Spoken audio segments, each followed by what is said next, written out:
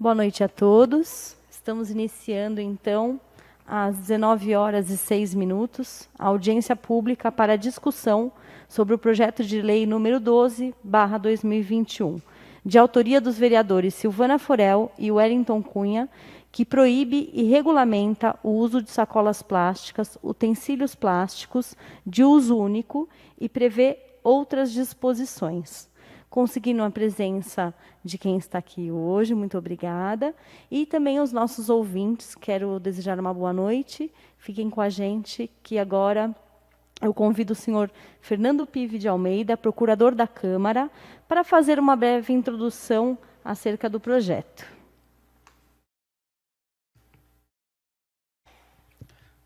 Obrigado, vereadora. Boa noite a todos. O projetinho aqui, o município possui já uma lei que regulamenta plástico, que é a Lei 1613 de 2010. Essa lei foi naquela época que nós tivemos ali proibição de sacolinhas plásticas, tal. Até foi um movimento coordenado, a população, os supermercados pararam da sacolinha, muita gente reclamou, o pessoal começou a usar a sacola retornável. Só que, com o tempo, essa lei acabou caindo em desuso e ela também não previa nenhuma forma de sanção ali, nenhuma multa, nenhuma penalidade ao seu não cumprimento. Então, tanto por uma questão cultural, uma resistência cultural, em 2010 ainda a gente se encontrava um momento um pouco diferente, tanto pela ausência ali de uma fiscalização, a ausência de uma penalidade, essa lei acabou não pegando, ela acabou não tendo muita eficácia. Então, mais recentemente, nós estamos passando novamente um momento de rediscussão geral desse tema. Nós podemos, até aqui o projeto fala aqui da questão da União Europeia, que está fazendo a proibição de plásticos de uso único em todo o continente europeu. Isso vem ganhando força, a questão do canudo de papel. Hoje, o canudo de plástico, ele já está proibido em todo o estado de São Paulo por lei estadual, mas é uma lei bem específica, é só o canudo plástico. E outros municípios, o município de São Paulo, sendo o grande exemplo, já possuem leis também para proibição de plásticos de uso único. Então, aqui, a nobre vereadora, junto com o vereador Wellington, trouxeram essa discussão para a Câmara e falaram, olha, está na hora da gente rever a legislação do município, e foi apresentado esse projetinho, então, nós conversamos ali e falamos, ok, é muito inspirado na lei de São Paulo, sempre com algumas adaptações aqui à nossa realidade também, nós somos uma cidade pequena, então não dá nem para comparar São Paulo, mas a lei de São Paulo foi uma inspiração aqui a esse projeto. O projetinho em si, ele é um projeto pequeno, são apenas 11 artigos. Inicialmente, da aplicação dele, ele iria se aplicar a todo o comércio, então a hotéis, restaurantes, bares, padarias e ao comércio em geral, para redução de plásticos. Uma questão interessante, eu chamo a atenção parágrafo único, é que aqui também ele exige que o poder público, que a prefeitura, que a Câmara Municipal também liderem, por exemplo, e também que cortem esse uso de plástico de uso único no poder público. Ela não proíbe completamente a utilização de plástico de uso único, por exemplo, pelos particulares, você em casa, tal, até essa lei não vai chegar nesse sentido. Ela abrange, então, o comércio e ela abrange a administração pública. Depois, o artigo 2º faz uma breve descrição aqui de conceitos, o que é um plástico, o que é um plástico de uso único. Tudo isso a gente emprestou ali da lei de São Paulo. E também os objetivos da lei, de preservar e aumentar o capital natural, controlando estoques finitos, equilibrando fluxo de recursos renováveis, otimizar a produção de recursos, fazendo circular produtos, componentes, materiais, mais alto nível de utilidade. Também fomentar a eficácia do sistema, revelando as externalidades negativas. Então, após essa parte de a conceituação, nós temos aqui mesmo a proibição, né, de plásticos.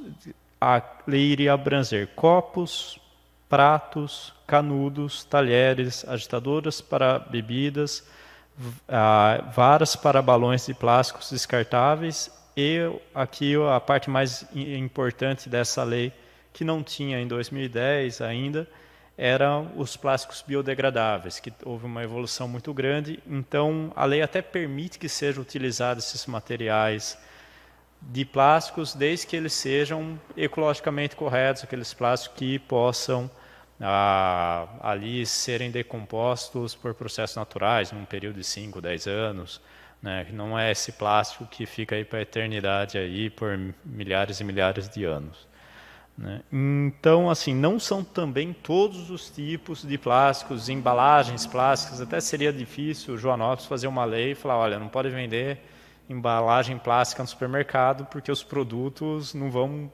alterar toda a cadeia produtiva por causa do município de Joanópolis, né? Então, ela tem um escopo mais reduzido a isso, ao comércio, à administração pública nesse plástico, mas ela tem um caráter educativo muito grande e isso, ao longo do tempo, também representa um impacto considerável também. Mesmo esse pequeno que você retira ali vai ter um impacto maior, né? Então, se aplica também para espaços de festas infantis, clubes noturnos, salão de danças, eventos culturais, esportivos de qualquer espécie, né? Então, aqui dá uma abrangida também, né? Mas, em geral, toda atividade comercial no município e a administração pública tem que seguir essa lei. Espaço para festas infantis, deverão ser oferecidas alternativas seguras, né? Então, pode ter algum material que quebre, criança brincar e tal. Então, aqui uma questão de segurança, não é qualquer material que poderá ser usado, né? Não dá para usar talher de metal, talvez faca de metal, numa festa infantil com 50 crianças brincando ali, né? No artigo 4º, ele fala sobre o uso de saco plástico de lixo e de sacola plástica de lixo. Então, ele tem que ser substituído pelo saco de lixo ecológico e também pela sacola ecológica. No caso da sacola de supermercado, que seja de pano, que seja de algum material que seja reutilizável, ou se não, um saco de lixo, aí sim vai exigir que seja esse plástico biodegradável. E depois, no parágrafo único, tem um conceito interessante, que é o que se considera como o plástico ecologicamente correto, né? Que ele é oxibiodegradável, retornável, degradação inicial por oxidação acelerada por luz e calor, degradação posterior à ação de micro-organismos. Então, novamente, essa parte conceitual que a gente emprestou da Câmara ali do projeto de lei do município de São Paulo. Prosseguindo, também a questão polêmica da sacolinha do supermercado. Essa lei ela traz novamente essa produção que já tinha na nossa lei de 2010, a diferença é que você permite o plástico biodegradável. Então, hoje no mercado já há soluções de sacolinhas plásticas que são biodegradáveis, mas o importante até seria a população já levar a sua sacola retornável, né? Esse projeto de lei não proíbe essa sacolinha plástica, mas aquela sacolinha plástica mais problemática do plástico comum, essa ficaria realmente proibida no município. O artigo 6º, ele fala que poderão, novamente, ele ressalva que poderão ser utilizados materiais biodegradáveis, né? E aqui nós temos uma proposta no artigo 7º, que ela é do município de Joanópolis, que são os bares, restaurantes, padarias, né, que negociam a garrafa, que vendam água engarrafada na garrafinha plástica, que eles sejam obrigados a fornecer água potável, filtrada, aos seus consumidores, né? Uma forma de desestimular a venda, que ele tenha que comprar essa garrafinha plástica, e essa garrafinha plástica, 99% das situações, vai parar no lixo diretamente, né? E os restaurantes, então assim, se o estabelecimento comercial, né, que venda a garrafinha de água, se ele quiser, ele não está proibido, pode continuar vendendo a garrafinha de água, mas tem que ter lá um filtro, alguma coisa que a pessoa possa tomar água ali para que não necessariamente ela tenha que comprar garrafinha. E o restaurante, quando a pessoa sentar na mesa, antes de serem anotados os pedidos, já tem que ser colocada ali uma jarra de água, também como uma forma de desestímulo ao consumo da garrafinha de água. Não é proibido.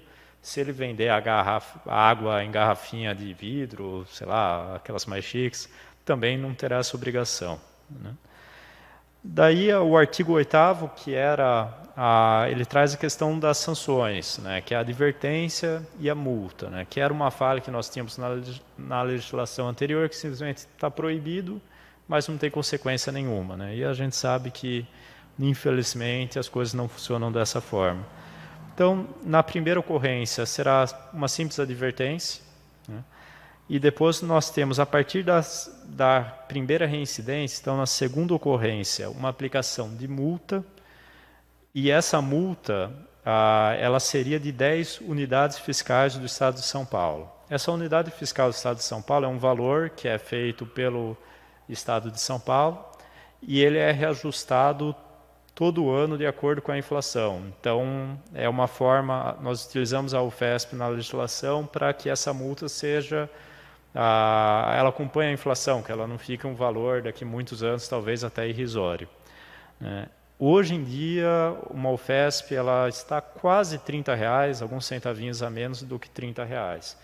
Então, quando que nós prevemos aqui uma multa de até 10 UFESPs, nós estamos prevendo ali uma multa de até R$300 na primeira reincidência. A partir da segunda reincidência até a quinta reincidência, essa multa iria para até 15 UFESP. Então, daria ali um valor de até R$450.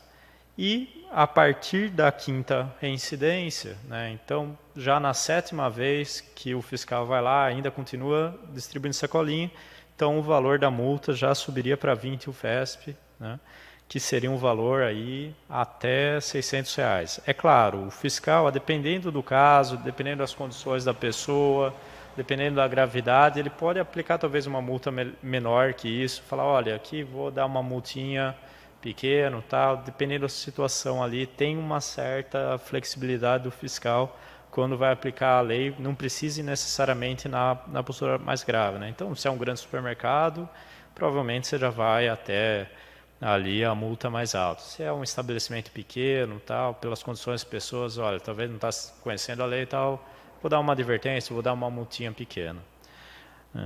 E também, né, a reincidência, ela não é para sempre.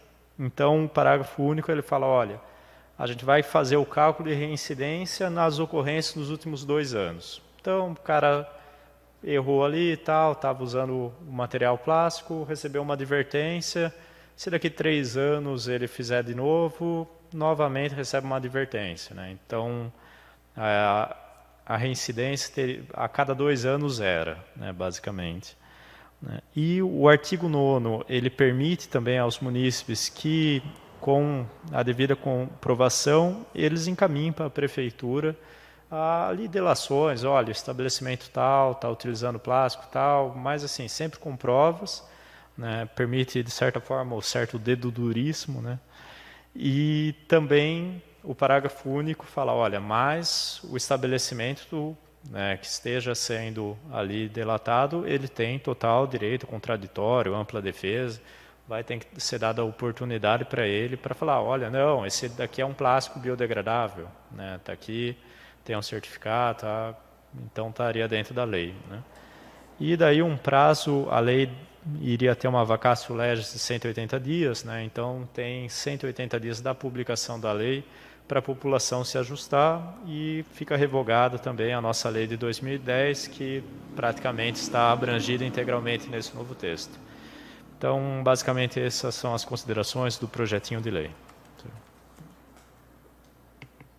Obrigada, doutor Pive.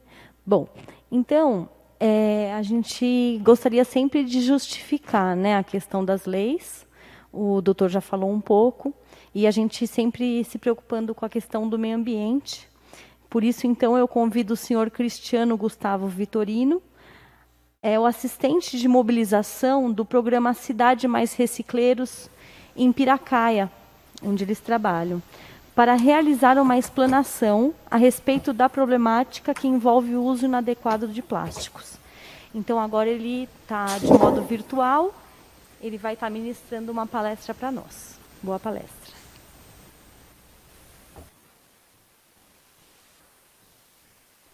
Boa noite a todos e todas. Conseguem me ouvir? Sim, Cristiano.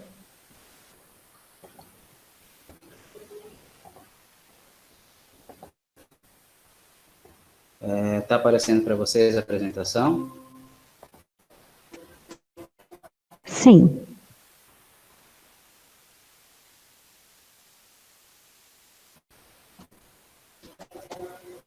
Então, vou falar um pouco para vocês a respeito da gestão e uso dos plásticos, né?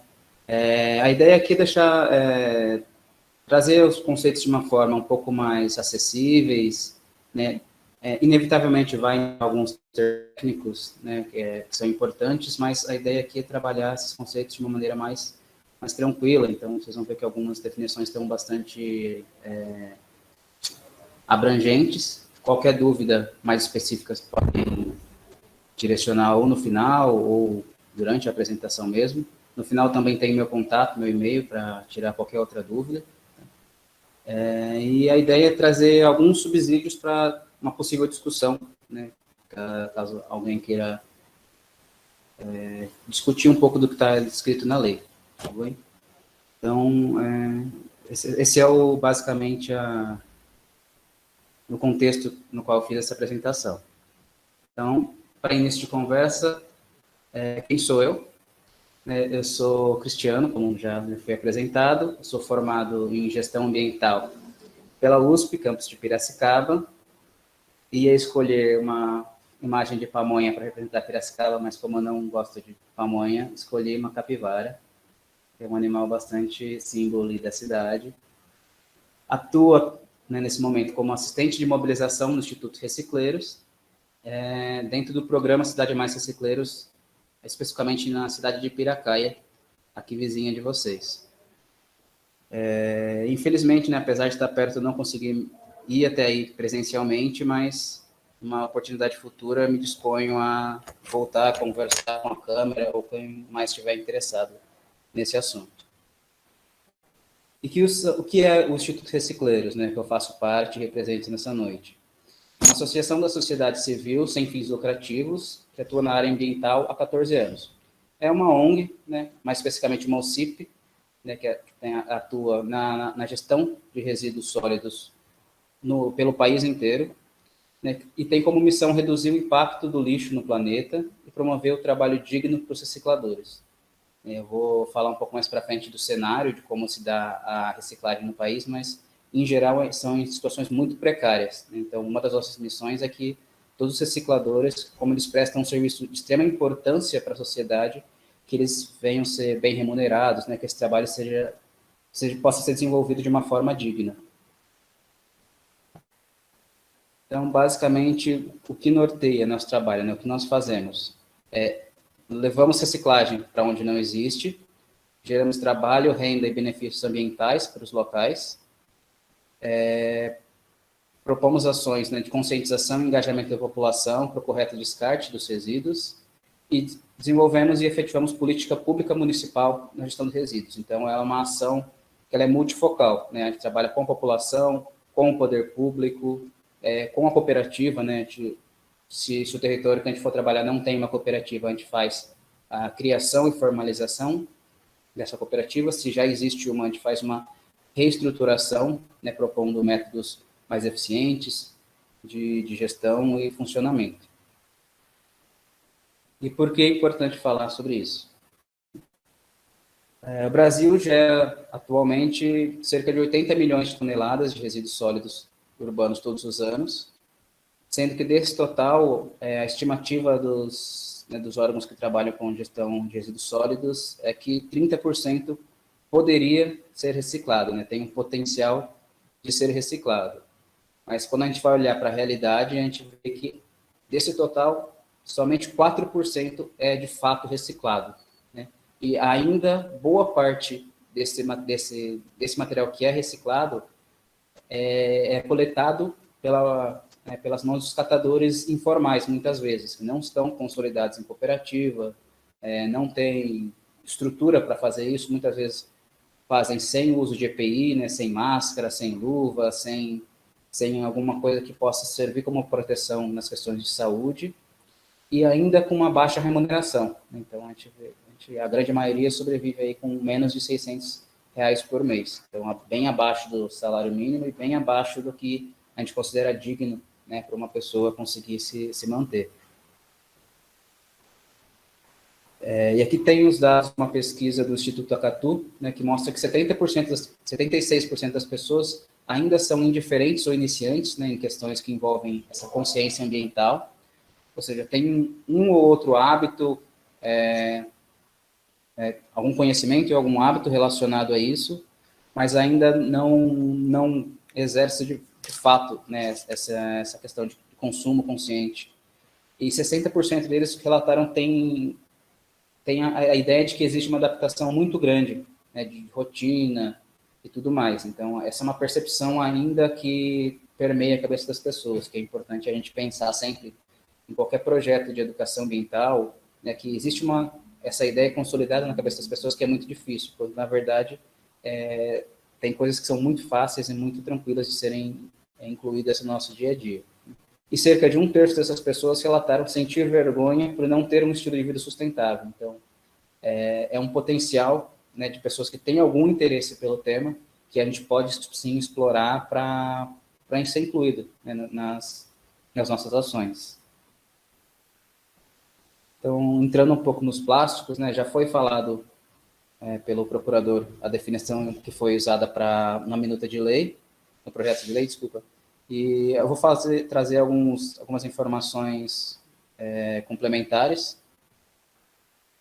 Então, plásticos são resinas sintéticas formadas pela união de grandes cadeias moleculares, chamadas polímeros, informaçãozinha técnica, mas não precisamos nos prender a isso, né? Sendo que o tamanho e a estrutura da molécula do polímero determina as propriedades do material resultante. Qual que é a ideia básica desse conceito, né? Existem muitos produtos diferentes que são classificados como plásticos, então, às vezes, a gente usa o termo plástico como se fosse tudo a mesma coisa, quando a gente, na verdade, a gente está falando de produtos diferentes, com características diferentes, com tempos de decomposição na natureza diferentes, que têm potenciais de causar dano ambiental diferente, e também potenciais diferentes de recuperação, de reciclagem, de geração de renda. Tá? Então, ele é um termo guarda-chuva, né? É um termo bastante amplo, mas, de toda forma, esses materiais têm características em comum, é disso que eu vou tentar focar um pouco hoje. A invenção do plástico trouxe uma verdadeira revolução na produção de bens e serviços, porque ele é um material que se molda muito fácil, né? Toma formas bastante diferentes. Ele é um material barato, bastante resistente, né? Principalmente alguns plásticos que são feitos duráveis, né? A gente sabe que duram séculos, mantendo as propriedades mecânicas, propriedades ali de físicas de uso, né? E ele é um material leve. Então, todas essas características ajudam a ser um material que é muito importante para a cadeia produtiva de bens e serviços no mundo inteiro. Praticamente todos os setores usam produtos de origem plástica. E o plástico ele pode ser convencional, né, que é derivado do petróleo, né, e esses plásticos de petróleo vão ter basicamente duas divisões, que são os termoplásticos, que são os plásticos que a gente pode reciclar, porque a gente funde, né, a gente derrete eles, e eles podem tomar outras formas, e os termofixos, que são aqueles que uma vez produzidos, eles não podem mais ser fundidos, então eles não podem passar por processo de reciclagem mecânica como os outros. E a gente tem os bioplásticos, né, que são os plásticos derivados de biomassa de fontes renováveis, que aqui para o Brasil, né, quando a gente fala de produtos plásticos de uso para a população, geralmente a gente está falando de cana-de-açúcar ou milho. Existem outros tipos de bioplástico, tá, mas esses são os mais importantes se a gente for pensar em consumidor final, para uso industrial, tem plástico de leite, de maracujá, de outros produtos também. Sendo que o de cana-de-açúcar ele é o mais recomendado porque ele é completamente reciclável, enquanto o de amido, geralmente, ele não pode ser reciclável. E qual que é o grande problema do plástico, né? Ele tem um grande potencial poluidor porque ele é leve, então ele pode ser carregado tanto pelo vento quanto pelas correntes de água, então eles acabam se acumulando em alguns locais. Eles são muito resistentes, então eles demoram muito tempo para ser decompostos, vão permanecer durante séculos aí na natureza, e são muito baratos, então não há uma pressão para ser reaproveitado. Então, um copinho descartável é muito barato, então eu compro um e se eu precisar eu compro outro, né? Então isso também acaba contribuindo, né, com o problema da poluição. E ele gera danos socioeconômicos, principalmente para pesca, turismo e gestão públicas, né, que são setores que são diretamente impactados por isso, seja pela redução de peixes, pela contaminação de locais turísticos, né, principalmente quando a gente fala de ecoturismo, né, e turismo natural. Então, praias, rios, cachoeiras, são lugares que perdem muito do seu valor turístico quando estão sujos, né, quando estão contaminados por plástico. E na gestão pública, exatamente pelo custo maior para fazer a gestão dos resíduos sólidos, então gasta mais para se dispor de um material que poderia estar sendo reabsorvido pela indústria, né? Sem contar nos danos ambientais, que vocês já devem ter ouvido falar várias vezes, né, dos animais que consomem esses materiais ou ficam presos, né, ou tem algum tipo de dano, e também a saúde humana, como vou falar um pouco mais para frente, especificamente dos microplásticos, que entra bastante nisso. Já é agora. Então, os microplásticos são as partículas de plástico com tamanho bastante pequeno, né, são partículas muito pequenas de plástico, que geralmente, quando vão para a natureza, eles são oriundos da fragmentação dos plásticos maiores. Então, como a gente falou, né, o plástico ele não fica esses 300 anos na natureza inerte, paradinho, e passa 300 anos e ele se desfaz do nada. Ele vai se desfazendo de pouco a pouco com o passar do tempo. E nesse processo ele vai liberando partículas de microplástico, né, que, como são muito pequenas, pode ser muito fácil de a gente aspirar ou ingerir pela água, por alimentos, né? Então, acaba sendo um problema muito grande por causa disso, porque o plástico em si, ele geralmente, quando ele está intacto, ele geralmente tem propriedade inerte, né? Ele não absorve poluentes. Mas quando ele tem esse processo de produção de microplástico, né, pela fragmentação, essas partículas acabam absorvendo produtos poluentes. Quando a gente inspira ou ingere essas partículas de plástico, a gente também ingere esses poluentes, né, que podem provocar uma série de problemas para a saúde humana. E as previsões que se a produção do plástico aumentar, continuar na trajetória atual, até 2050, ela vai responder por 13% do montante de carbono produzido no ano. Especificamente dos produtos plásticos de uso único, né, que é um dos objetivos da lei, dos objetos da lei, né, que está sendo em discussão, são basicamente produtos feitos para ser usados uma única vez, né, também mais popularmente conhecido como produtos plásticos descartáveis, que geralmente é composto por garrafa d'água, artigos de higiene, sacos plásticos, embalagens de alimentos, copos, né, são os mais comuns.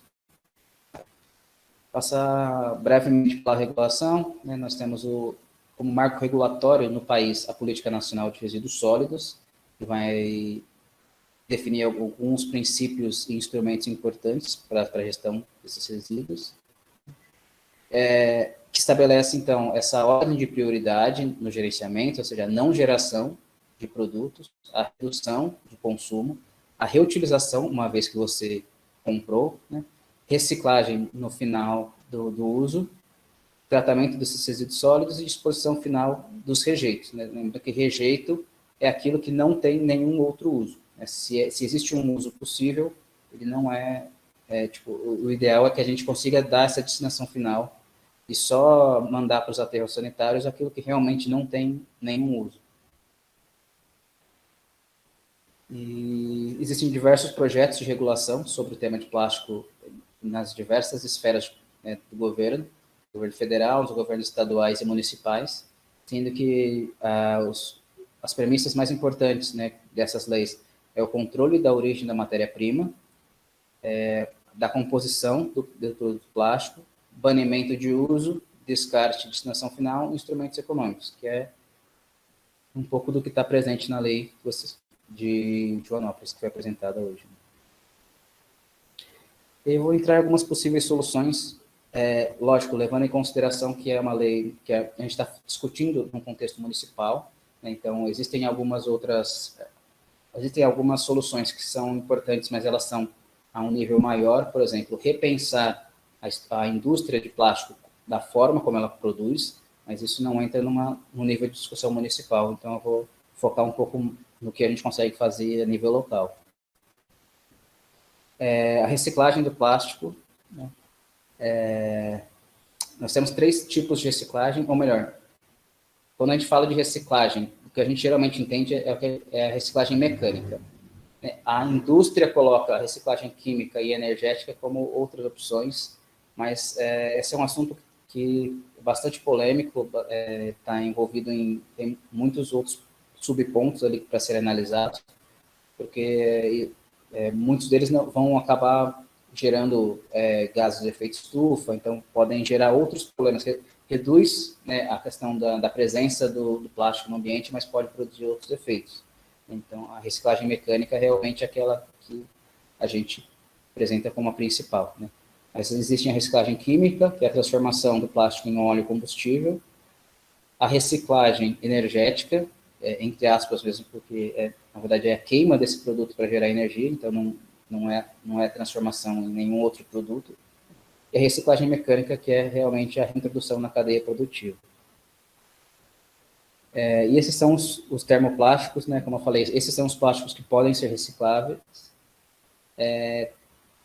Todos os produtos plásticos, eles precisam ter essa indicação de que tipo de produto porque cada tipo de plástico tem um processo de reciclagem diferente, então é importante que a gente saiba que tipo é. Então, garrafinha d'água, geralmente todas elas têm esse símbolo, então vocês podem olhar para ver que tipo de material é. E aqui é um básico de como funciona essa cadeia. Aqui, como eu falei, está num nível mais amplo, né, que envolve desde a concepção dos produtos, mas no cenário mais local, a gente vai começar ali pelo consumo, né, então tem todo o consumo, destinação adequada via coleta seletiva, triagem nas cooperativas, passa pelo processo de reciclagem, que é a fragmentação, lavagem e extrusão, e volta para a indústria. Né? Mas é bastante importante a gente deixar claro que ser reciclável não é garantia de que o material vai ser de fato reciclado. A gente tem uma série de fatores que podem levar um produto que é tecnicamente reciclável a não ser economicamente viável, né, nesse processo. A gente pode citar também os plásticos multicamadas, que são aqueles que são feitos de tipos diferentes, e como cada tipo tem um processo de reciclagem, esses materiais multicamadas acabam sendo um problema, e também plásticos com alumínio, também, porque são 2 materiais diferentes, e o problema clássico do isopor, que é um plástico, mas como ele é composto mais de ar do que de plástico, tem um problema logístico aí de viabilidade econômica. Então, as recomendações são sempre promover o uso de produtos reutilizáveis, né? Quanto mais a gente usa um produto, mais a gente atenua a pegada ambiental que ele tem, né? Mais a gente atenua o impacto que a produção daquele produto teve. Então, o ideal é que todos os produtos sejam utilizados o máximo possível. A redução do uso de produtos descartáveis, seja qual for o material. A gente sabe que os plásticos, os bioplásticos, os plásticos biodegradáveis, oxidegradáveis, oxibiodegradáveis, os diferentes tipos de plásticos alternativos, eles são melhores em relação ao plástico convencional, mas ainda assim eles têm impacto na sua produção. Então, o ideal é que só use em casos de extrema necessidade. E promover sistemas de reciclagem, que é muito importante, né? Mesmo que seja um plástico de origem mais natural, mais verde, se ele não entrar num processo de reciclagem, a gente vai perder muito da estratégia de sustentabilidade. Então, um bioplástico ou um plástico biodegradável, se ele for parar na natureza, ele vai causar muito mal ainda. É menos do que o plástico convencional, mas ainda assim ele vai causar uma série de impactos. Então, o ideal é que todo material plástico, após o seu período de uso, seja encaminhado para os sistemas de reciclagem. Então, é basicamente isso. Tentei falar o mais rápido possível para dar tempo de perguntas, se houver. Aqui um pouco das referências e meu contato, meu e-mail, para caso alguém queira mandar alguma dúvida, convidar para eventos ou qualquer outro assunto. Obrigado.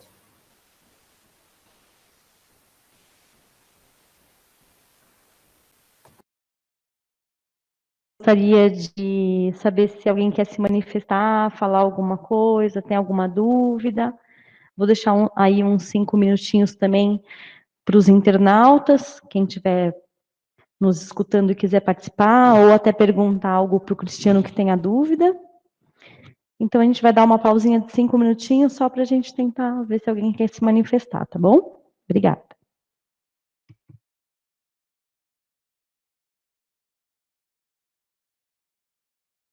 Vamos lá, né? A gente tem uma pergunta em relação ao projeto de lei. O projeto de lei, ele está no site da Câmara, mas a gente vai colocar ele em destaque, tá? Porque tem um jeito, que é um manual ali de você ir buscar o projeto de número 12. Porém, a gente vai colocar em destaque, fica mais fácil para vocês terem acesso. Bom, a Alanis também pergunta, boa noite, Alanis, se é possível aplicar esse projeto direcionado à reciclagem com o mesmo conceito de Piracaia. Bom, Alanis, eu tenho conversado com o Poder Executivo e a ideia é, sim, a gente aplicar esse projeto aqui em Joanópolis. Esse é um problema sério, né, que a gente tem no município, por isso que a gente foi buscar uma pequena alternativa, né, que na verdade esse projeto de lei é um início de uma proposta ambientalista para o município, só que a gente resgatou, né, uma lei, melhorou ela, ampliou, mas a ideia é que a gente comece a ter esse olhar mais voltado para a parte do meio ambiente, né, de consciência ambiental, e fazer com que a população adere a esse tipo de atitude, né, porque a gente tem esse problema, não é só em Joanópolis, é no país todo, né, e eu tenho uma pergunta, Cristiano, posso fazer uma pergunta? Cristiano? Pode sim, pode falar. Eu tenho uma dúvida, Cristiano, o seguinte, né, em relação à reciclagem. Será que a gente também não está, no método da reciclagem, poluindo a água, que é o nosso maior bem natural? Você consegue me responder sobre isso? Posso sim. Vai depender muito de como esse sistema de reciclagem ele é pensado. Né? Como eu falei, existem diversas possibilidades de desenvolver um sistema de reciclagem. Alguns mais eficientes, alguns menos eficientes. Então, dependendo da forma como isso é desenvolvido, existe a possibilidade, sim, dele acabar usando mais um recurso do que deveria. Né? Mas, por isso que é importante a gente entender que ele é um sistema amplo e precisa ser a gente precisa agir em diversas áreas, em diversos setores para conseguir fazer esse sistema ocorrer de uma forma que seja ambientalmente eficiente, socialmente justa, porque a gente não pode esquecer que as pessoas envolvidas nesse sistema precisam ter uma remuneração, uma condição de vida, segurança no que elas fazem, precisa ter um cenário seguro e digno para elas trabalharem. e que ele seja ambientalmente consciente e adequado. Então, as nossas unidades de processamento de material de reciclável, que esse é o termo que a gente usa, né, o PMR, elas são desenvolvidas para que todo esse sistema seja feito da forma mais ecologicamente e socialmente interessantes. Então, os materiais, eles chegam, eles são triados, eles são processados de uma forma que não haja um desperdício de água, por exemplo, que é um recurso extremamente importante. Mas é importante lembrar que os materiais todos, eles usam água na sua composição. Então, quando você recicla, dentro dessa lógica, né, dentro de uma forma ambientalmente correta, um material, você usa menos água para reciclar do que você usaria para produzir um novo. Então, ele também acaba impactando, né, nessa questão. Ele causa um impacto menor do que a produção de um produto novo.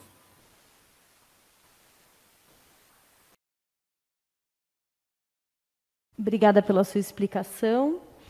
Então, a gente percebe, né, que os nossos hábitos têm que mudar, porque a gente precisa tanto ajudar a questão do meio ambiente, como também ajudar as pessoas que trabalham com isso, né? A ideia da Alanis de trazer o Recicleiros para Joanópolis é muito válida.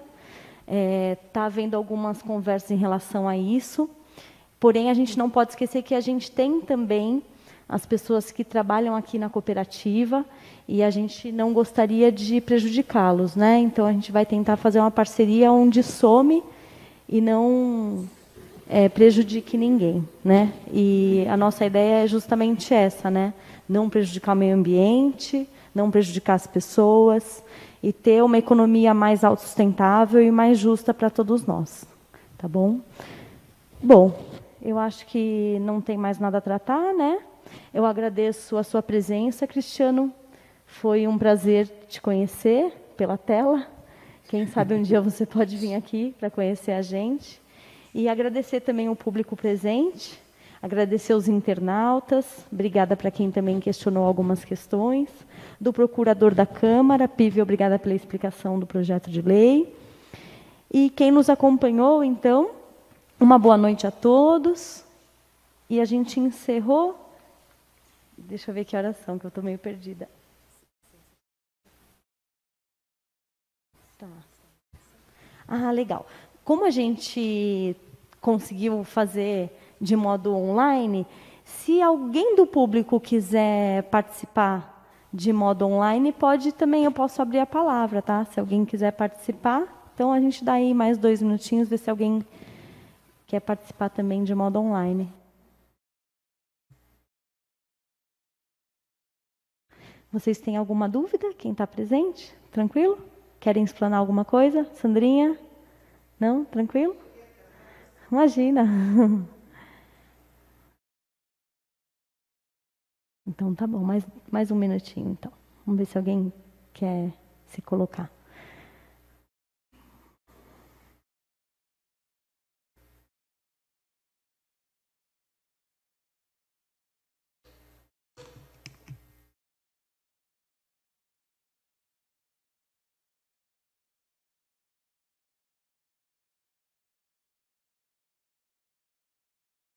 Bom, então acho que a gente pode encerrar. São 19 horas e 53 minutos.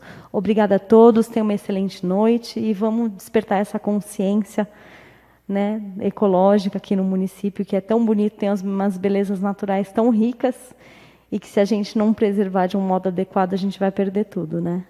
Fica aqui meu agradecimento e tenham todos uma excelente noite.